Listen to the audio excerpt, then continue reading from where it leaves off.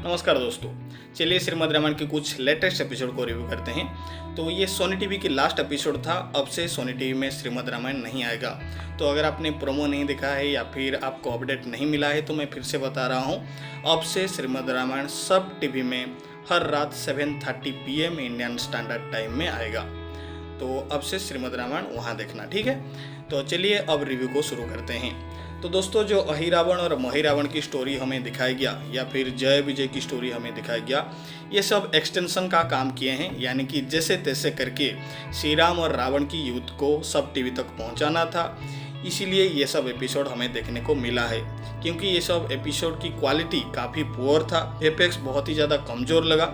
हालांकि जय विजय की जो एपिसोड था वो मुझे अच्छा लगा है, लेकिन अहिरावण और महिरावण की जितनी भी स्टोरी दिखाया गया मुझे उतना इम्प्रेसिव नहीं लगा। और बात करें वाल्मीकि रामायण की, तो वाल्मीकि रामायण में अहिरावण की स्टोरी नहीं है। इंद्रजीत की वध होने के बाद डायरेक्ट रावण बैटलफील्ड में एंटर किया था, ये बात मैं पहले भी कर चुका हूँ।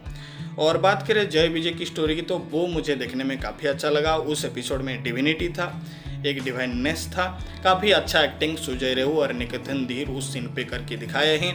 प्लस जो कुंभकर्ण भाई साहब थे वो भी अच्छा एक्टिंग वहाँ पे करके दिखाए हैं। अगर हम बात करें स्क्रीन प्ले वाइज की, तो क्या जय विजय की स्टोरी इतना जल्दी आना चाहिए था?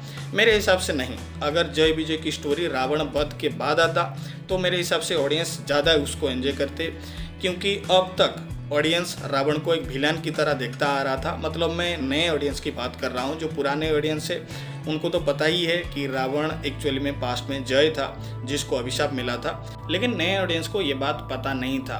तो अच्छा होता अगर नए ऑडियंस की मन में रावण एक विलन की तरह रहता और उसकी वध होने के बाद फिर उसकी जो पास्ट की कहानी है वो बताया जाता। लेकिन खैर, जैसे कि मैं शुरू में बोला, ये सब एपिसोड एक्सटेंशन का काम किया है। जैसे तैसे करके सब टीवी तक श्री राम और रावण की युद्ध को पहुंचाना था और वही हुआ है सक्सेसफुली। कल रात के एपिसोड में रावण युद्ध में एंटर किया, बहुत सारा डायलॉगबाजी किया। अब युद्ध हमें देखने को मिलेगा सब टीवी में। तो कल रात के एपिसोड को अब हम रिव्यू करेंगे। तो कल रात हमें पता चला, हनुमान जी को ये बात पता था कि कुंभकर्ण का वध श्री राम के हाथों होना चाहिए। तो ये बात हनुमान जी को कैसे पता चला, ये भी मेरे हिसाब से श्रीमद् रामायण वालों को एक्सप्लेन करना चाहिए, क्योंकि लॉजिकली तो इसका कुछ सेंस नहीं बनता है। अब हम दोस्तों आगे बढ़ेंगे। आगे रावण और मंदोदरी की एक सीन दिखाया गया, जहाँ पे मंदोदरी रावण को विजय तिलक लगाना चाहती थी, लेकिन रावण मना कर देता है। और सीरियल में जिस तरीके से रावण और मंदोदरी की सीन दिखाया गया है, जहाँ पे मंदोदरी रावण की यज्ञ तोड़ देती है, मतलब यज्ञ तोड़ने में वानरों की मदद करती है। तो जो यज्ञ तोड़ने की बात है ये वाल्मीकि रामायण में नहीं है। हाँ, अगर आप दूसरे बुक पढ़ेंगे तो ऐसा कुछ सीन आपको देखने को मिलेगा, लेकिन वो सारे सीन में मैं अभी डिटेल्स में नहीं जाऊंगा। अगर मैं वो सारे सीन को एक्सप्लेन करने लग जाऊंगा तो आपकी मन में बहुत सारा कन्फ्यूजन आ जाएगा। तो अभी वो सारे सीन को हम रहने देते हैं, वो सारे चैप्टर को रहने देते हैं, कभी बाद में उनके बारे में बात करेंगे, ठीक है। फिर रावण अशोक वाटिका में जाता है और वहाँ पे रावण की एक शानदार सीन दिखाया गया है। मतलब निकेतन धीर वहाँ पे एनर्जेटिक परफॉर्मेंस डिलीवर किए हैं। कल रात के एपिसोड में निकेतन धीर की एनर्जेटिक परफॉर्मेंस ही देखने को मिला है। पूरे एपिसोड में निकेतन धीर ही छाए हुए थे।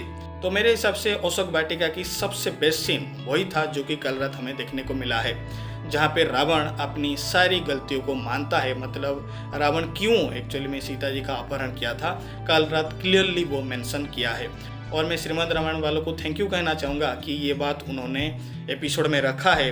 रावण की प्रॉपर इंटेंशन क्या था वो दिखाया है। नहीं तो आज भी बहुत लोग सोचते हैं कि रावण अपनी बहन को जस्टिस देने के लिए सीता जी का अपहरण किया था, ऐसा कुछ नहीं था, ठीक है। तो अशोक वाटिका में जो सीन दिखाया गया है वो जबरदस्त था, शानदार था, मतलब देखने में काफ़ी अच्छा लगा। लेकिन अगर हम वाल्मीकि रामायण की बात करें तो वाल्मीकि रामायण में क्या हुआ है उसके रिलेटेड एक वीडियो मैं ऑलरेडी बना चुका हूँ। तो वहाँ पे रावण सीता जी को मारना चाहता था, क्योंकि रावण वहाँ तक अपना सब कुछ खो चुका था। और वो वीडियो भी जरूर देख लीजिएगा तो आपको पता चल जाएगा कि अशोक वाटिका में उस दिन क्या हुआ था, ठीक है।